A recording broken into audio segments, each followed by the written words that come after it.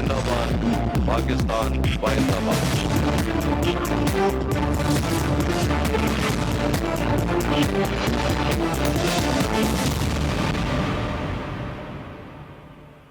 جی سے شروع ہوتا ہے ہر سوال اور ہر ضروری سوال کے جواب کے لیے تجربے، تحقیق اور حقائق پر مبنی پاکستان کا سب سے قابل اعتبار نیوز پروگرام جی فار غریبہ. السلام علیکم. ایک نظر آج کی ان اہم خبروں پر جن پر ہم سوال اٹھائیں گے. پاناما کیس پر سپریم کورٹ کی اگلی سماعت بھی سر پر ہے اور پیپلز پارٹی کی وارننگ بھی حکومت کے سر پر تلوار کی طرح لٹک رہی ہے. ایسے میں پاناما تحقیقات کا مستقبل کیا ہوگا اور کیا تحریک قصاص ماضی میں دفن ہو گئی؟ اہم گفتگو رہے گی آج پروگرام میں عوامی تحریک کے سربراہ علامہ طاہر القادری سے.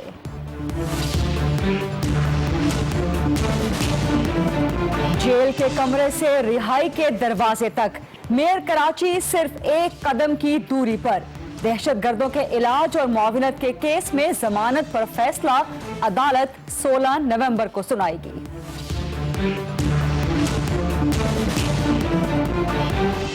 کراچی میں کل رات گئے پولیس اور رینجرز کا بڑا چھاپا.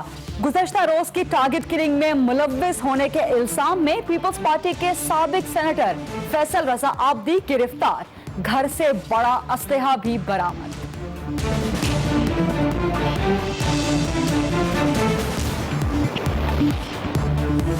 دنیا کا سب سے بڑا الیکشن صرف 3 روز بعد. امریکی صدر کون ہو؟ امتحان صرف امریکہ کا ہی نہیں، پاکستان کا بھی ہے.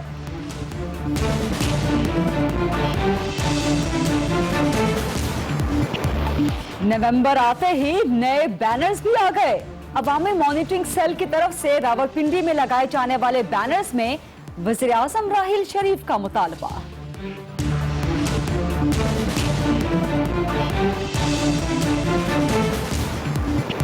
اور 4 مہینے سے کشمیر میں مسلسل جاری بھارتی ریاستی دہشت گردی کا ایک اور بھیانک دن. 16 سال کا بچہ شہید کر دیا. جنازے میں شریک افراد پر شیلنگ، لاٹھی چارج اور پیلٹ گنز کا وحشیانہ استعمال.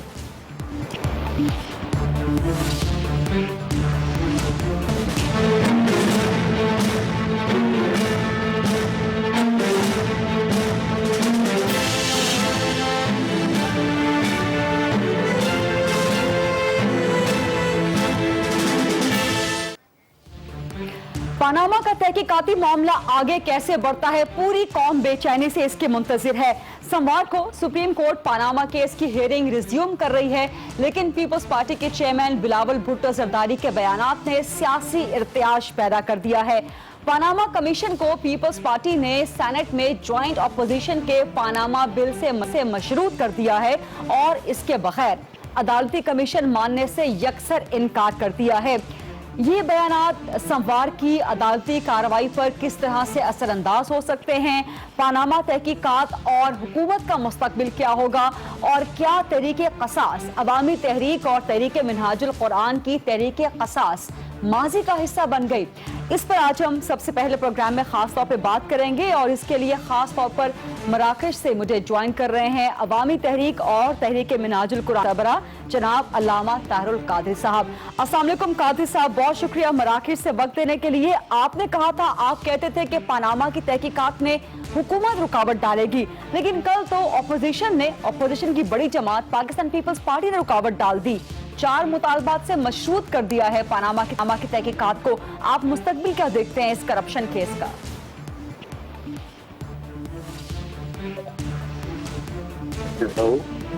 علامہ صاحب، آپ مجھے سن پا رہے ہیں؟ میں جو اس وقت پاناما لیکس میٹر ہے جی، اور جس مرحلے میں وہ داخل کر دیا گیا ہے، اس کا کوئی مستقبل نہیں دیکھتا.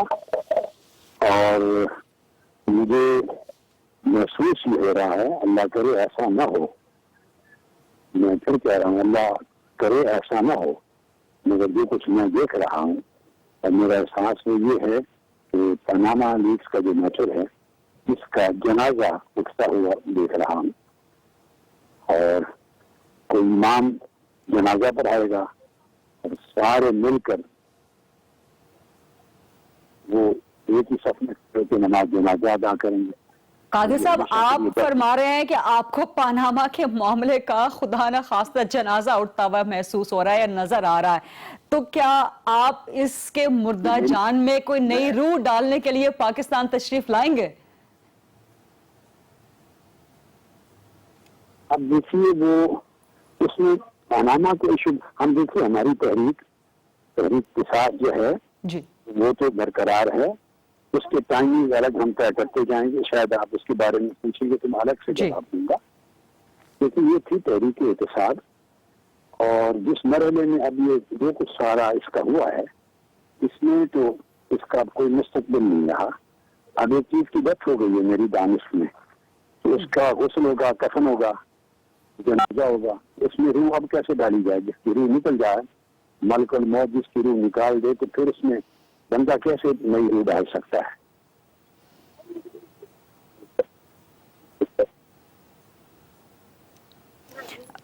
قادری صاحب، کیا آپ مجھے سن پا رہے ہیں؟ کیونکہ آپ کی آواز سے مجھے کچھ ڈسٹورشن فیل ہو رہی ہے۔ جی ہاں، میں آپ کا آخری جملے تو نہیں سنا، میں نے اپنی گفتگو کی تھی، جی معلوم نہیں کہ وہ آپ کے پاس پوری آئی۔ آپ کی بات میں نے مکمل سن لی۔ تحریک قصاص کے حوالے سے بھی آپ بات کر رہے ہیں۔ میں نے یہ کہا، میں ریپیٹ کر رہا ہوں کہ ایک جب کوئی میت ہو جائے جی اور اس کے بعد اس کے غسل کا اور کفن کا انتظام ہو رہا ہو، تو اس میں نئی روح اب کون پھونک سکتا ہے؟ روح تو ملک الموت نے نکال دی۔ ٹھیک ہے، لیکن اپوزیشن کی تمام آپ کو اس سے کوئی امید نہیں ہے، آپ کو اس سے کوئی امید نہیں ہے، لیکن جو اپوزیشن ہے، جو پارلیمنٹ میں اپوزیشن ہے، اس کی تمام جماعتوں کو آپ دیکھیے ایک پہلو، جی یہ بہت بدقسمتی ہے، بڑے دکھ کی بات ہے۔ یہ حکمرانوں نے جو پاناما لیکس کے کرپٹ کردار ہیں، انہوں نے جس طرح 7 ماہ پہلے گزارے تھے اور ٹی او آر کا ایک کھیل کھیلا، اور اس میں سے بالکل کوئی، اب آپ نے دیکھا اس کے بیانات، انہوں نے ہر چیز کے انکار کے بیانات داخل کرنے شروع کر دیے، وہ داخل ہوتے جائیں گے، اور آپ کے نالج میں یہ بات بھی آئی ہوگی کہ جو لا فرم ہے جی وہ نواز شریف صاحب کے وکیل بھی، اور جیسے پی ٹی آئی اور عمران خان صاحب کے وکیل، دونوں ایک ہی لا فرم کے پارٹنر ہیں، ایک ہی دفتر ہے، جی ایک ہی دفتر کے دونوں وکیل ہیں، ایک وکیل ادھر کھڑا ہے، ایک وکیل اس طرف کھڑا ہے۔ فیس کی بھی ڈسٹریبیوشن ہوتی ہے۔ جی اب ڈیفینیٹلی جب ایک ہی دفتر ہے، ایک ہی فرم ہے، تو جو فیس ملے گی دونوں کو یا ایک کو، اب وہ تو فرم کو آئے گی تو دونوں میں ڈسٹریبیوٹ ہوگی نا، تو اب وہ منافع بھی تقسیم ہوں گے، فیس تقسیم ہوگی، تو ان کا بزنس ہے نا جی۔ تو اب آپ اس سے جائزہ لے لیں کہ وہ لڑائی کیسی ہوگی، کیا ہوگی۔ آپ کے کہنے کا مطلب ہے کہ پاناما کی لڑائی میں پاکستان تحریک انصاف سنجیدہ نہیں ہے؟ نہ، میں یہ نہیں کہہ رہا ہوں، یہ نہیں کہہ رہا، جتنا کچھ میں نے کہا ہے وہ آپ نے سن لیا، اور آپ کی وساطت سے پروگرام کے سامعین نے بھی سن لیا۔ میں سنجیدہ اور غیر سنجیدہ ہونے کی بات ہی نہیں کر رہا، میں پورے پروسیس میں جو کچھ نظر آ رہا ہے میں اس کے بعد ایسپیکٹس پر گفتگو کر رہا ہوں۔ تو قادری صاحب، آپ کو مایوسی سیاسی جماعتوں سے ہے یا آپ کو مایوسی عدالت سے بھی ہے، عدالتی پروسیس سے بھی ہے؟ دیکھو، یہ بھی سنائی دے رہا ہے کہ الٹیمیٹلی یہ میرا خیال ہے کہ اس کا کمیشن بنا دیا جائے گا۔ جی، ایکسپیکٹ کیا جا رہا ہے منڈے سے، داخل کر کے تو کمیشن منڈے آنورڈز ایکسپیکٹ کیا یہ اب کمیشن بن جاتا ہے، تو یہاں آپ ایک درجن کمیشن کے نام لے لیں جو اس ملک میں بنے ہیں، اور ان کمیشن میں سے کچھ نکلا نہیں ہے، اور ہم تو ایک کمیشن کا خوب شکار ہیں، اور ہم اس کی ابھی تک ہائی کورٹ میں جنگ لڑ رہے ہیں، ایک نیا بینچ بنوایا ہے، اس کمیشن کی رپورٹ ہی نہیں دی جا رہی، جسٹس باقر نقوی کمیشن، جی جنہوں نے حکومت پنجاب کو ماڈل ٹاؤن کے قتل عام کا ذمہ دار ٹھہرایا ہے، حکومت پنجاب کو قاتل قرار دیا ہے، رسپانسبل قرار دیا ہے، اس کی رپورٹ دب گئی ہے۔ قادری صاحب، اب آپ آ گئے ہیں سانحہ ماڈل ٹاؤن پر، تو مجھے بھی ہم اس کی قانونی جنگ لڑ رہے ہیں۔ اب آپ آ گئے ہیں سانحہ ماڈل ٹاؤن کی طرف، تو مجھے بھی اس میں بعد میں آ جاتے ہیں، میں تو آپ کو ابھی تو صرف کمیشن کی بات بتا رہا ہوں ہاں کہ ہم نے تو اس کمیشن کا پورا دھندا اور اس کا پورا حال ہم نے دیکھا ہے اور ہم اس کی جنگ میں لڑ رہے ہیں. اور وہ کمیشن جو ہے اس کی رپورٹ بھی باقی حکومت کو جاننی ہوتی ہے. جب کمیشن بن جاتا ہے رپورٹ بھی نواز شریف صاحب کے دربار میں جائے گی. اب ان کے دربار کا فیصلہ ہے اپوزیشن کی کہ رپورٹ کو شائع کریں نہ کریں. ان کے موافق رپورٹ آئے گی تو وہ اس کو اعلان کر دیں گے, موافق نہیں ہوگی تو دبا دیں گے. لیکن اس کا چانس بہت کم ہے کہ ان کے مزاج کے موافق نہ ہو. میرا اپنے خیال میں ان کو کلین چیک دے دی جائے گی اور کہہ دیا جائے گا کہ ان کا کچھ نہیں نکلا. ایک ایسی تلاشی ہے کہ نواز شریف صاحب کی جیب میں سے کچھ نہیں نکلے گا اور اس کو اناؤنس کر دیا جائے گا کمیشن کے تھرو. آپ کو محسوس ہو رہا ہے کہ عدالتی کمیشن بن بھی گیا تو اس کے بعد بھی حکومت کو کلین چٹ مل جائے گی, یعنی کہ آپ کو حکومت کا سیاسی مستقبل 2018 تک محفوظ نظر آ رہا ہے؟ اب یہ جو آخری حصہ آپ کے سوال کا ہے ان کا مستقبل محفوظ, میں یہ بات نہیں کر رہا ہوں. میں ان کے مستقبل کو محفوظ نہ دیکھنا چاہتا ہوں نہ گوارا کرنا چاہتا ہوں. اگر ان کا مستقبل محفوظ ہے تو ملک پاکستان کا مستقبل اللہ نہ کرے پھر محفوظ نہیں. اگر حکمرانوں کا مستقبل محفوظ ہو گیا قوم کا مستقبل محفوظ نہیں. قادری صاحب, جیسے آپ کو تحریک احتساب پر اور پاناما کے حوالے سے, پاناما کے تحقیقاتی پروسیس کے حوالے سے خدشات ہیں, ویسے ہی دوسرے فریقین کو تحریک قصاص کے حوالے سے خدشات ہیں. خاص طور پہ آپ کے کافی ورکر سے میری بات چل رہی ہے جب سے آپ پاکستان سے تشریف لے گئے ہیں. وہ کافی مایوس بھی ہیں کہ آپ کیوں چلے گئے ہیں تحریک قصاص کو چھوڑ کے, لیکن وہ پر امید بھی ہیں کہ آپ واپس آئیں تو وہ آپ کو اسی جذبے کے ساتھ جوائن بھی کریں گے. میں آپ کو بتاؤں تو ہمارے پورے پاکستان میں دنیا میں کوئی ایک ورکر بھی مایوس نہیں ہے. مجھ سے زیادہ ورکرز کے ساتھ رابطہ کسی لیڈر کا اور کسی جماعت کے قائد کا نہ آج تک ہوا ہے نہ ہے نہ کبھی ہو سکتا ہے. لیکن تھوڑا بہت رابطہ صحافی ہونے کے ناطے ہمارا بھی ہوتا ہے. تو ان کا سوال یہ ہے کہ قادری صاحب تحریک قصاص کے لیے واپس کب آئیں گے اور کیا تحریک قصاص ختم تو نہیں ہو گئی؟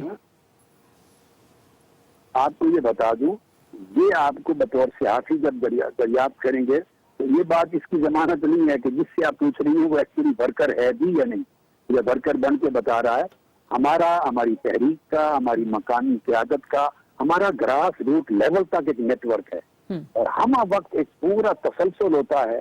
1 گھنٹے کے اندر ٹاپ سے یوسی لیول تک کے تمام تنظیمی نیٹ ورک کے ساتھ رابطے ہوتے ہیں, اندرون ملک بھی بیرون ملک بھی.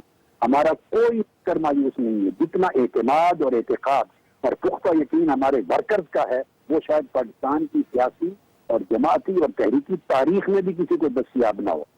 انہیں علم ہے کہ ہم اپنے فیصلے اپنے ٹائم کے ساتھ کریں گے, اپنی سہولت کے ساتھ کریں گے, اپنی حکمت عملی خود وضع کریں گے. وہ کسی کے کہنے کہلانے پر اناؤنس نہیں کریں گے. ہم نے تو انصاف کی جنگ لڑنی ہے اور عمر بھر لڑنی ہے. پھر یہ فرمائیے گا علامہ صاحب کہ آپ قصاص کے لیے اور احتساب کے لیے کب تک وطن واپس آئیں گے؟ کب تک توقع کی جائے آپ کی وطن واپسی کی؟ وہ میں آؤں گا انشاءاللہ جلد. میرا پروگرام آگے ہے, میری تو ٹکٹ بھی میں نے کروا لی واپس آنے کی. میری ٹکٹ بھی واپس ہونے کی میری کنفرم کروا لی میں نے. آپ نے کنفرم کس تاریخ کی کروا لی ہے؟ تاریخ بتا دیں کس تاریخ کی آپ نے کنفرم؟ تاریخ نہیں ہے, میں نے بتا دیا ہے, میں نے آپ کو بتا دیا. اب آپ کا کام ہے آپ سسپینس رکھ انویسٹیگیٹو جرنلزم کو ٹکٹ سے تو دور کر دیں, انویسٹیگیٹو جرنلزم کو ٹکٹوں سے دور رکھیں قادری صاحب. ایک بات جب میں نے کہہ دی کہ میں نے ٹکٹ بھی بنوا لی ہوئی ہیں, میں غلط بات تو نہیں کہہ سکتا. کبھی بھی زندگی میں غلط بات نہیں کہوں گا. جب تک نہیں بنوائی تھی تو میں یہ کبھی کسی کو نہیں کہا تھا. بالکل یہ جملہ آج آپ کے پروگرام میں بولا ہے اس کا مطلب ہے یہ پھر ہو گئی ہے نا, تبھی بولا. ٹھیک ہے, دیکھیے میں آپ کو بتاؤں اس کا مطلب یہ نہیں کہ آج کوئی تحریک شروع کرنے لگے ہیں. نہیں, یہ ہماری اپنی حکمت عملی ہے. تحریک کب شروع کرنی ہے, پریشر کب بلڈ اپ کرنا ہے, کتنا بلڈ اپ کرنا ہے.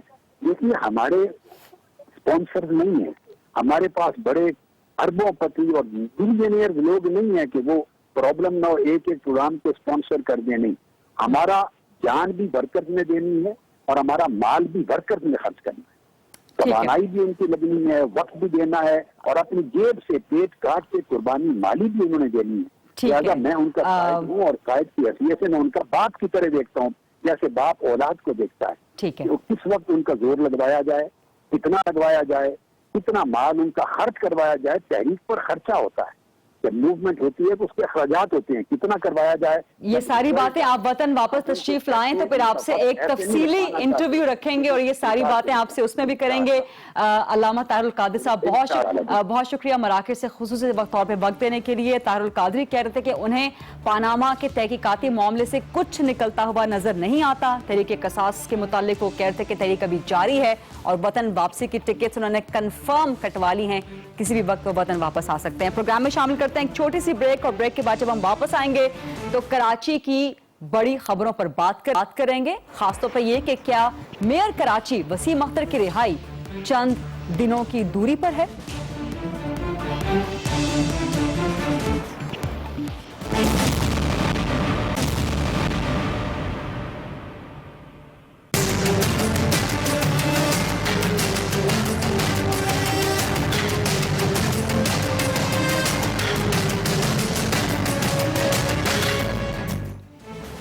जी वेलकम बैक। बड़े शहर कराची से आज दो बड़ी खबरें सामने आई। मेयर कराची MQM पाकिस्तान वसीम अख्तर की मुमकिना रिहाई और पीपल्स पार्टी के साबिक सेनेटर फैसल रजा आबदी की गिरफ्तारी के हवाले से 4 महीने से गिरफ्तार मेयर कराची वसीम अख्तर की रिहाई के केस की अहम समाअत आज हुई। 39 मुकदमात में से 37 में वसीम अख्तर की पहले ही जमानत मंजूर हो चुकी है।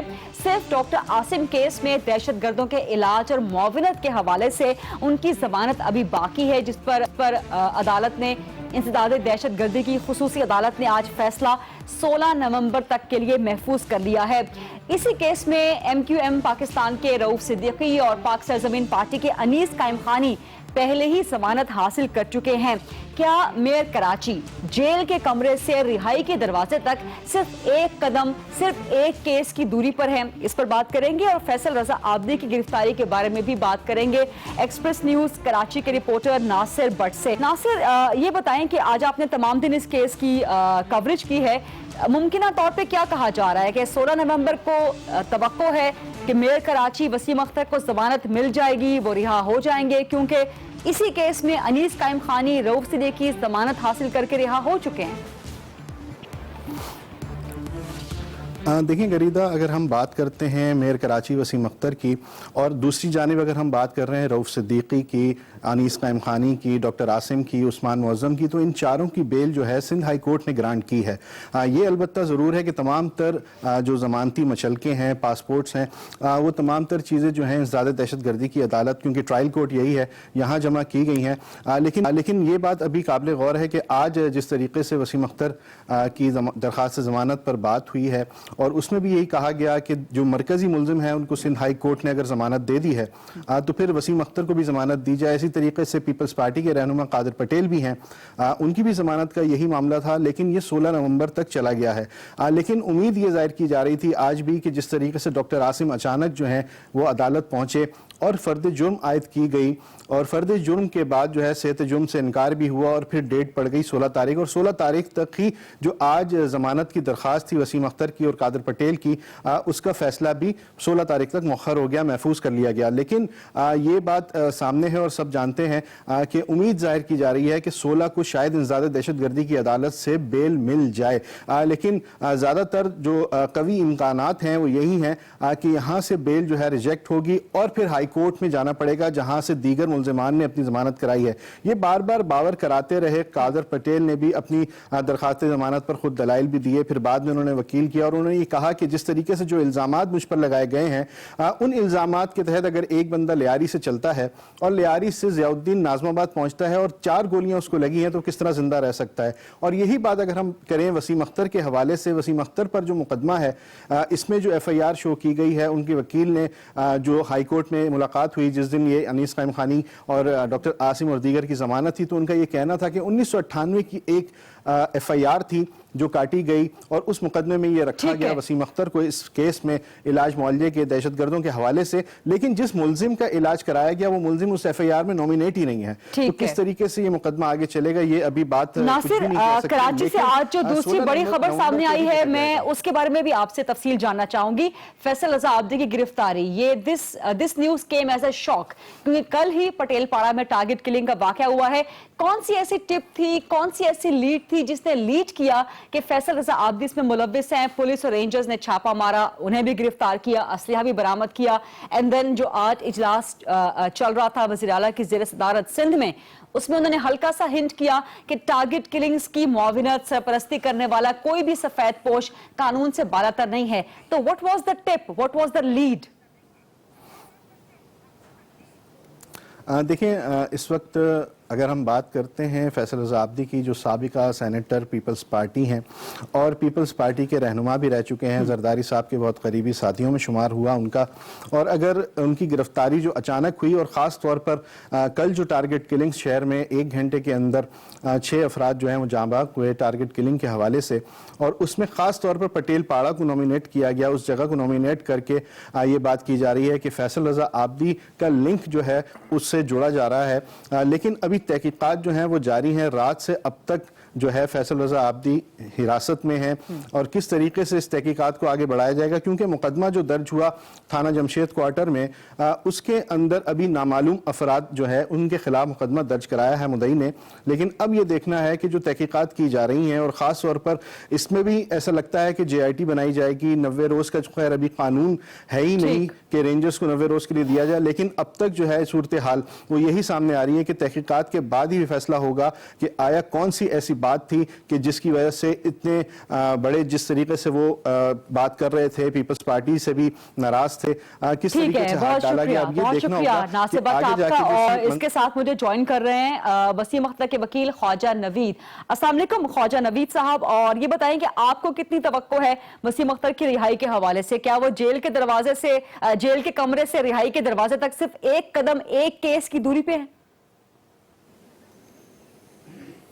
جی بالکل, بلکہ ہمیں تو امید تھی کہ انشاءاللہ آج ہی ہو جائے گا, اس لیے کہ جو مین کیسز تھے سارے ان میں تو ان کی آلریڈی ضمانت ہو گئی ہے, شورٹیز بھی سبمٹ ہو گئی ہیں, کچھ میں ویریفیکیشن کے لیے گئی ہوئی ہیں, وہ انشاءاللہ کل تک ہو جائیں گی. باقی یہ جو آج کا کیس تھا, تو اس میں چونکہ کو ایکیوز کو ہائی کورٹ نے آلریڈی بیل گرانٹ کر دی ہے, تو کانسٹیٹیوشن کا آرٹیکل 189 ہے کہ سپیریئر کورٹ کے جو فیصلے ہیں وہ سب آرڈینیٹ کورٹس کے اوپر بائنڈنگ ہے. تو رول آف کنسسٹنسی تو اپنی جگہ ہے, یہاں تو بائنڈنگ کی بات ہو رہی ہے کیونکہ یہ سب آرڈینیٹ کورٹ ہے. اگر ہم ہائی کورٹ میں جا کے بیل مانگیں تو وہاں ہم کہیں گے کہ یہ رول آف کنسسٹنسی کی بات ہے کہ ایک کو آپ نے ضمانت دی ہے دوسرے کو بھی دیں, اگر چارج سیم ہے اور cases on the same footing. لیکن یہاں تو یہ ہے کہ اس عدالت کے اوپر ہائی کورٹ کا فیصلہ بائنڈنگ ہے, تو جن گراؤنڈز کے اوپر دوسرے لوگوں کو بیل دی گئی ہے ہمارے لیے بھی وہی گراؤنڈز ایگزسٹ کرتی ہیں, لہذا وی آر انٹائٹلڈ ٹو بیل, تو انشاءاللہ ہو جائے گی.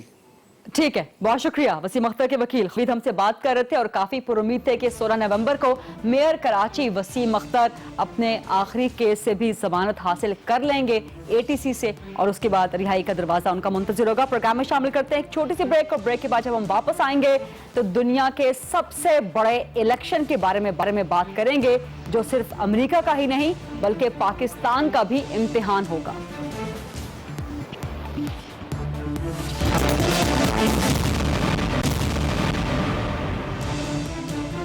جی ویلکم بیک. دنیا کا اہم ترین الیکشن صرف 3 دن بعد 8 نومبر کو ہونے جا رہا ہے.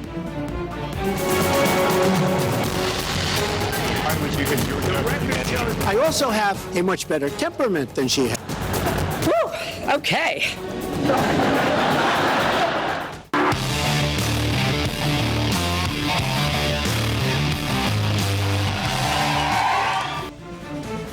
امریکہ کے نئے نیشنل پولز کے مطابق ہلری کلنٹن کو ڈونلڈ ٹرمپ پر دوبارہ سے نئی پوائنٹ وکٹری حاصل ہو گئی ہے. کیا یہ نیشنل پولز صرف 3 دن بعد ہونے والے انتخابات کی حقیقی عکاسی کرتے ہیں, یا پھر نتیجہ ان کے برعکس بھی ہو سکتا ہے؟ سوئنگ سٹیٹس ہیں, انڈیسائیڈڈ ووٹرز ہیں, شائع اینڈ سائلنٹ ووٹرز ہیں. جب یہ 8 نومبر کو نکلیں گے تو کیا ڈونلڈ ٹرمپ کا پلڑا بھاری بھی ہو سکتا ہے؟ امریکی عوام ہلری کلنٹن کو منتخب کریں یا پھر ڈونلڈ ٹرمپ کو, لیکن اصل امتحان پاکستان کا ہوگا کہ وہ نئی امریکن ایڈمنسٹریشن کے ساتھ اپنے تعلقات کو, جو کہ اتنے اچھے نہیں ہیں, انہیں کس طرح سے بہتر کر سکتا ہے. نومبر کے اوائل میں امریکہ اپنا بڑا فیصلہ کرنے جا رہا ہے, اور نومبر کے آخر میں پاکستان کو عسکری قیادت کے حوالے سے ایک بڑا فیصلہ کرنا ہے۔ حکومت پاکستان کے نئے یو ایس ایڈمنسٹریشن کے ساتھ اور نئی امریکی حکومت کے پاکستان کے اگلے آرمی چیف کے ساتھ معاملات اور تعلقات کیسے رہیں گے، یہ انتہائی اہم ہوگا۔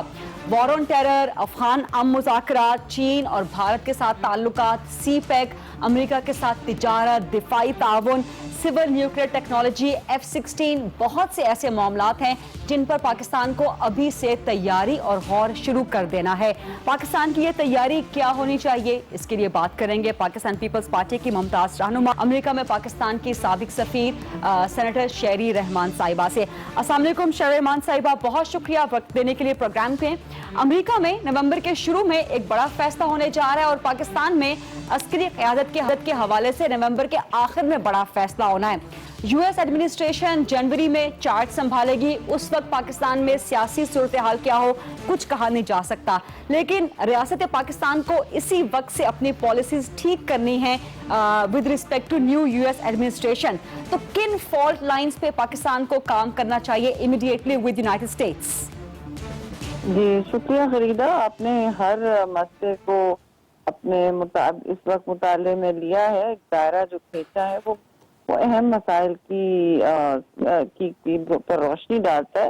لیکن دیکھیے دو تین چیزیں میں کہوں گی۔ ایک تو یہ جو ٹرانزیشن ہے امریکہ میں وہ ایک بڑی اہم نوعیت کا ہے، کیونکہ یہ ابھی تک جیسے جیسے الیکشن نزدیک آ رہا ہے، مسز کلنٹن جو اس وقت فرنٹ رنر تھی، ان کی جو لیڈ ہے، جو پوائنٹس تھے وہ کم مطلب کلوز ہوتے جا رہے ہیں، یعنی دونوں کی ایک برابری کی ایک فائٹ نظر ہوتی جا رہی ہے۔ لیکن ابھی بھی وہاں کے جو تجزیہ نگار ہیں وہ کہتے ہیں کہ ان کا ابھی سبقت ہے ان کی مسز کلنٹن کی۔ تو اس حوالے سے دیکھنا ہوگا کہ ان نئی ایڈمنسٹریشن کی کوئی مستقل پالیسیز ہیں پاکستان کے ساتھ، وہ کس نظر سے دیکھیں گی۔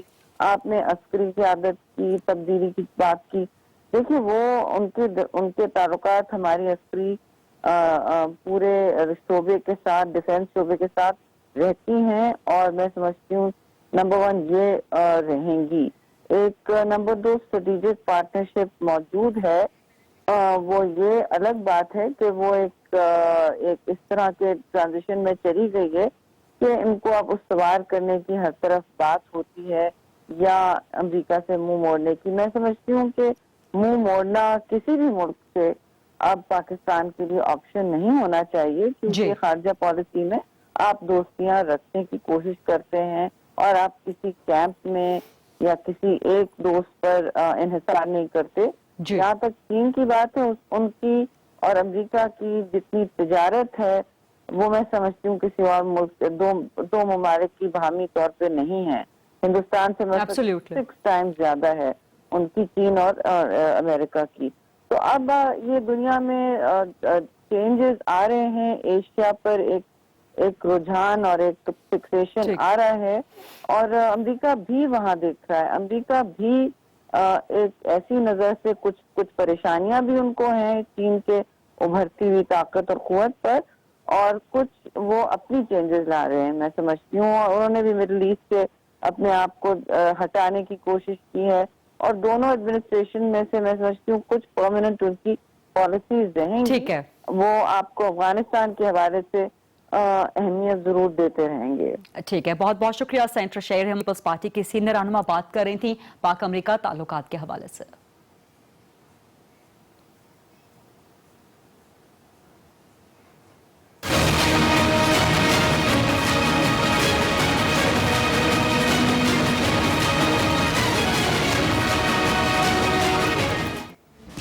نومبر آتے ہی نئے بینرز منظر عام پہ آ گئے ہیں۔ پہلے موو آن پاکستان نامی ایک غیر مقبول پارٹی کی طرف سے آرمی چیف کی مدت ملازمت اور سیاست میں مداخلت سے متعلق متنازعہ باتیں کی گئیں، اور آج ایک اور غیر مقبول گروہ عوامی مانیٹرنگ سیل کی طرف سے راولپنڈی کے مختلف علاقوں، صدر، راجہ بازار اور اندرون کے کچھ علاقوں میں نئے بینرز لگا دیے گئے، جن میں مطالبہ کیا گیا کہ سرکاری افسران کی ریٹائرمنٹ کے بعد 2 سال کی پابندی ختم کی جائے، تاکہ 2018 میں جنرل راحیل شریف سیاست میں حصہ لے سکیں اور ملک کی مقبول ترین شخصیت ہونے کے ناطے 2018 میں ہی وزیر اعظم بن سکیں۔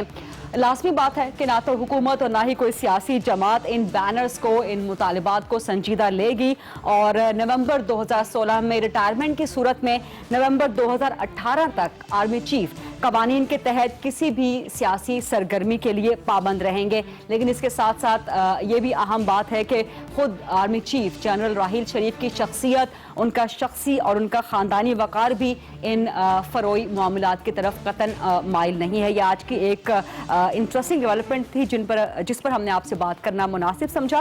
پروگرام میں شامل کریں گے اب ایک چھوٹی سی بریک کے بعد۔ جب ہم واپس آئیں گے تو بات کریں گے کہ کشمیر میں 4 مہینے سے بھارت کی ریاستی دہشت گردی مسلسل جاری ہے اور آج اس کا بھیانک دن تھا۔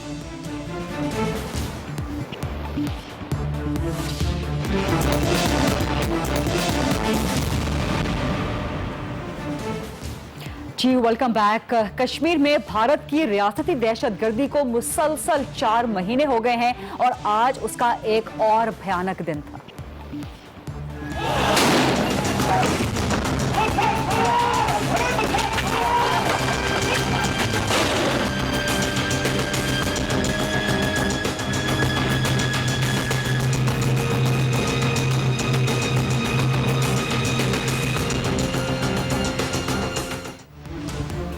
جنت نظیر وادی کشمیر میں حالیہ کشیدگی اور بے امنی کو 4 مہینے ہو گئے ہیں۔ تقریباً 8 جولائی کو برہان وانی کو بھارت کی ریاستی دہشت گردی نے شہید کیا تھا۔ تب سے آج تک سینکڑوں افراد بھارت کی ریاستی بربریت کا شکار ہو چکے ہیں، جن میں اکثریت نوجوانوں کی ہے۔ 27 اکتوبر کو سری نگر کے علاقے عیدگاہ سے لاپتہ ہونے والے ایک نوجوان کیسر صوفی کو اگلے ہی دن ایک نالے سے بے ہوشی کی حالت میں ڈھونڈ لیا گیا تھا۔ اسے فوراً ہسپتال داخل کروایا گیا، جہاں علاج کے باوجود شدید تشدد اور زخموں کی تاب نہ لاتے ہوئے کیسر صوفی جانبر نہ ہو سکا اور کشمیر کے شہیدوں میں آج ایک اور اضافہ ہو گیا۔ کیسر کی والدہ محمودہ بیگم نے بھی بتایا کہ اس کے بیٹے کے سینے پہ تشدد کے شدید نشانات تھے۔ علاقے کے لوگوں نے بھی بتایا کہ جس بے ہوشی کی حالت میں کیسر صوفی نالے سے ملا تھا، ایک دن کے بعد 24 گھنٹوں کے بعد اس سے صاف پتہ چل رہا تھا کہ اسے زہر دیا گیا ہے اور اس پہ شدید تشدد بھی کیا گیا ہے۔ کیسر کی والدہ اور اس کے علاقے والوں کے ان بیانات کو ہسپتال کے میڈیکل سپرنٹینڈنٹ نے ان کی تصدیق کر دی، جب اس نے کہا کہ کیسر صوفی پہ واقعی بھارت کی سیکیورٹی فورسز کی طرف سے اور پولیس کی طرف سے شدید تشدد کیا گیا تھا۔ اس کے سر پہ اور سینے پہ شدید چوٹیں آئی تھیں، یہاں تک کہ اس کے گردے بھی ناکارہ ہو گئے تھے۔ بھارت کی ریاستی دہشت گردی صرف یہیں تک محدود نہیں رہی۔ آج جب سری نگر کے علاقے عیدگاہ میں کیسر صوفی کی نماز جنازہ ادا کی جا رہی تھی تو اس کی تدفین کے بعد جنازے میں شریک افراد پر شیلنگ کی گئی۔ بھارت کی سیکیورٹی فورسز کی طرف سے ان پہ لاٹھی چارج کیا گیا اور پیلٹ گنز بھی وحشیانہ استعمال کی گئی، جس کے نتیجے میں 12 افراد زخمی ہو گئے، جن میں سے 6 افراد پیلٹ گنز کا نشانہ بنے۔ پیلٹ گن کے حوالے سے بلکہ مکمل طور پہ جو کشمیر میں بھارت کی ریاست کی طرف سے انسانی حقوق کی سرعام اور مسلسل خلاف ورزیاں کی جا رہی ہیں، اس پہ دنیا پہلے ہی شدید پریشان ہے۔ دنیا میں کافی کنسرنز اٹھائے جا رہے ہیں۔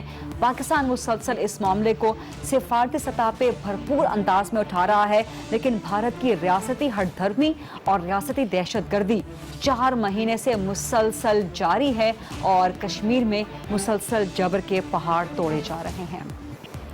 یہ تھا آج کا پروگرام، دیکھنے کا بہت شکریہ۔ I'll see you next Thursday. اللہ حافظ۔